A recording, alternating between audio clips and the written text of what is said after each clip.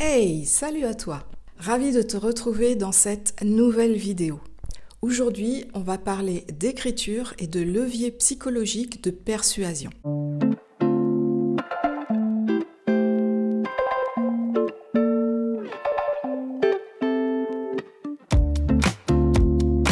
Bon, on va pas se le cacher, on aimerait tous avoir une baguette magique pour convertir à 100% nos prospects en clients grâce à nos mots. Alors, à défaut d'avoir cette fameuse baguette magique, je vais te dévoiler des astuces qu'on utilise en copywriting pour actionner les leviers psychologiques de persuasion. Je te montrerai aussi comment tu peux les appliquer concrètement dans ton activité. Je vois que tu salives. Ne bouge pas, on va passer en revue 7 principes, 7 leviers pour déclencher l'achat. La réciprocité. La réciprocité, c'est du donnant-donnant. Tu me donnes quelque chose, je me sens redevable. C'est un état inconscient. Ce levier de persuasion est utilisé par exemple dans les magasins où la vendeuse t'offre un échantillon. Cela t'incitera à acheter dans ce même magasin. Et ce principe renvoie à un concept de psychologie humaine qui consiste à rendre ce que nous recevons. Il repose sur l'égalité. Si tu mets à disposition un bonus gratuit, les personnes qui le téléchargeront seront plus enclins à acheter ton produit payant. Ou alors, si tu donnes des conseils gratuitement à un prospect, il sera plus à même de s'adresser à toi pour ton service payant, car d'une part, tu lui auras montré ta valeur, et d'autre part, il se sentira redevable envers toi. Il aura cette envie de travailler avec toi, de te renvoyer l'ascenseur, toujours avec ce mécanisme inconscient. L'engagement ou la technique du pied dans la porte. Léonard de Vinci a dit « Il est plus facile de résister d'abord qu'ensuite ». Cela signifie que l'être humain a ce souci de cohérence, ce désir d'être en phase avec lui-même et avec l'image qu'il renvoie. Lorsqu'il fait un choix, il ne veut pas se désavouer, avouer qu'il s'est trompé pour éviter un retour en arrière. Dès l'instant où une personne s'engage en partie, il y a de fortes probabilités pour qu'elle s'engage d'une manière plus importante par la suite. Alors, tu peux proposer un call découverte pour faire connaissance et commencer à établir un lien avec la personne. Ou alors, tu proposes une petite offre d'appel à un prix réduit et lorsque tu vendras ton offre premium, la personne a de grandes chances de te suivre dans cet achat, car elle se sera déjà engagée avec toi, elle aura pris connaissance de ta valeur, de ton expertise. Dans l'engagement, on retrouve la notion de confiance et de lien émotionnel que l'on verra un petit peu plus loin. La rareté et l'urgence. Un être humain a davantage envie d'acquérir un produit s'il est rare ou s'il va bientôt être indisponible. Plus il y a cette notion d'urgence et de rareté, plus le produit suscite l'intérêt et l'envie de le posséder. Le mécanisme inconscient qui se passe dans la tête de la personne, c'est ou je risque de passer à côté. Et ça fait écho à la peur de rater une opportunité. L'envie de détenir ce qui n'est pas accessible à tous, avec cette pensée, il n'y en aura pas pour tout le monde. Moi je le veux, donc je passe à l'action. Mettre de la rareté dans ton offre, c'est par exemple, seules les 10 premières personnes pourront intégrer le programme. Ou il ne me reste plus qu'une seule place pour un accompagnement en février. Et mettre de l'urgence, c'est dans 1 heure, le prix triple ou dans 4 heures, ce programme disparaît, il ne sera plus disponible. Dans ces exemples, il se crée un sentiment d'urgence et de rareté. Ces deux mécanismes vont déclencher la décision d'achat.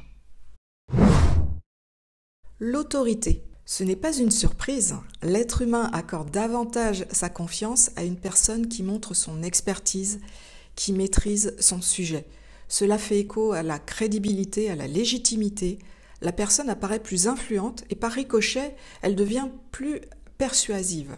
Et là, on se dit « Ouh là là, lui, il s'y connaît, il sait de quoi il parle ». On lui accorde donc plus facilement sa confiance. Pour déclencher le principe d'autorité, tu peux partager des cas concrets, des expériences clients, montre la transformation et le cheminement de progression d'un client. Crée régulièrement du contenu sur une problématique spécifique et donner des solutions par rapport à ce point de douleur te distingue en tant qu'expert. Avoir une grosse audience sur les réseaux sociaux est également un critère d'autorité. Le lien émotionnel. Au fil de ta communication, tu montres que tu connais les problèmes de ta cible, que tu la comprends et que tu es en mesure de l'aider. Et tout ceci grâce aux mots justes avec lesquels tu vas t'exprimer. Comme ils sont justes et précis, ces mots lui parleront à ta cible. L'être humain va se diriger instinctivement vers la personne qui le comprend. Il se crée alors une connexion inconsciente. Cette connexion va amener la personne à vouloir en savoir plus sur toi, sur ton histoire, sur tes contenus, sur tes offres. Elle t'apprécie, toi et ce que tu proposes. Ce lien émotionnel qui se tisse est une sorte de lien affectif ou amical. Alors partage tes coulisses en story, adopte un branding unique qui te ressemble et qui te différencie de tes concurrents. Échange avec tes abonnés, réponds-leur, sois réactif, reste accessible. La preuve sociale. L'être humain a cette tendance à suivre la majorité. Je te donne un exemple. 2 restaurants sont côte à côte, ils proposent le même style de cuisine. L'un est plein aux 3/4, l'autre a un seul client attablé. Lequel vas-tu choisir ? Celui qui a le plus de clients. Car inconsciemment, le cerveau va faire l'analyse suivante. Si ce restaurant est vide, c'est qu'il y a un problème. Je fais donc confiance à l'effet de masse. Dans ton business, c'est le même principe. Plus tu montreras des preuves de réussite, plus les prospects viendront à toi spontanément. Partage tous les témoignages clients obtenus sur ta page de vente, tes mails, tes stories. Partage les retours de tes abonnés à tes newsletters, ceux où ils te font un retour enthousiaste et positif, où ils te disent qu'ils apprécient beaucoup tes contenus. Si tu t'es fait interviewer par d'autres entrepreneurs, podcasts, articles ou vidéos, partage ces interviews partout, sur ton site, tes réseaux sociaux, tes newsletters.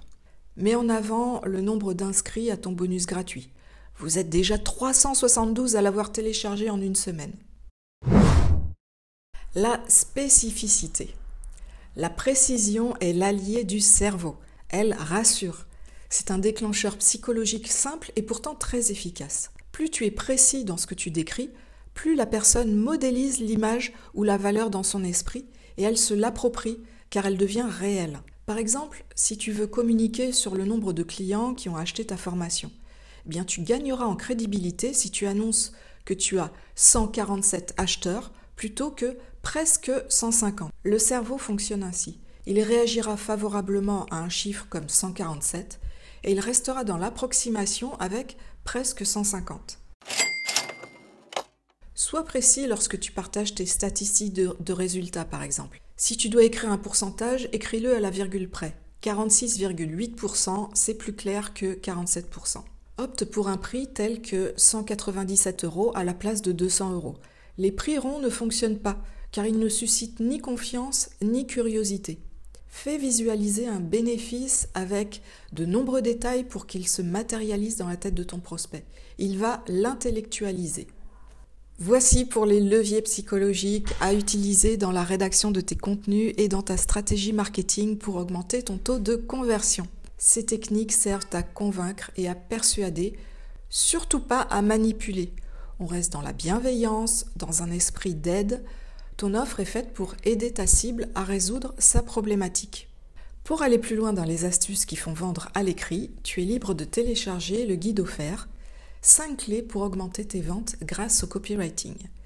Tu trouveras le lien juste en dessous en description. Je te souhaite une belle soirée ou journée et à très vite. Ciao!